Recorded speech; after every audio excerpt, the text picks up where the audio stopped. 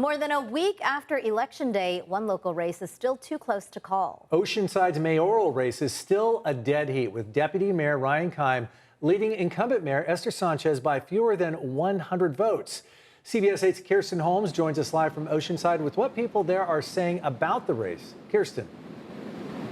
Yeah, I'm here near the Oceanside Pier because if you remember back in April when we were covering the fire here at the Oceanside Pier, one of the biggest talkers everyone told me about was how close the race for Oceanside's mayor would be. Now that we are 7 months after that fire and more than a week after Election Day, the race for who will be Oceanside's next mayor, that race is still too close to call.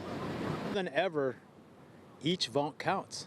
Ben Martinez is a veteran who lives in and loves Oceanside. He says eyes across the country were honed in on the presidential race, which is important, but Ben says, you don't think local politics matters?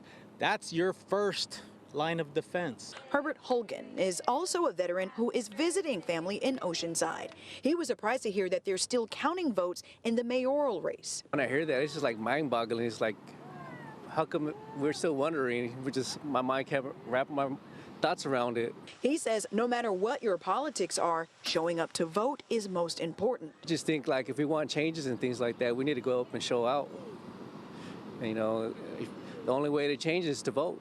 Incumbent Mayor Esther Sanchez first took office as mayor in 2020 after serving on the city council for 20 years. Challenger and Deputy Mayor Ryan Keim was appointed to Oceanside's District 3 City Council seat back in 2019 and then elected in 2020. Keim is leading Sanchez right now by less than 100 votes.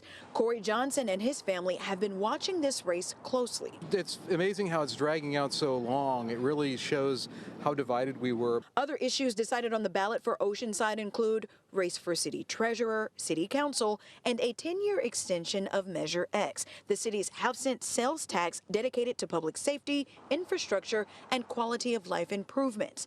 Ben says he's disappointed in the rise of mis- and disinformation and its effect on our elections. I'm waiting for the rest of my fellow Americans to study civics, study their government, and understand every election, right down to which judge you pick, matters. With a race this tight, any voter within 5 days of the final tally can ask for a recount with the Registrar of Voters Office. Herbert says no matter who wins, he hopes they keep a love of Oceanside and the people who live here at heart.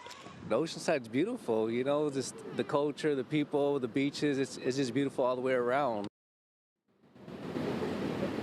Now, the Registrar of Voters is expected to release their next round of election results tomorrow by 6 p.m. and it's anticipated that tomorrow's results could determine this election. Reporting in Oceanside for CBS 8, I'm Kirsten Holmes. Back to you.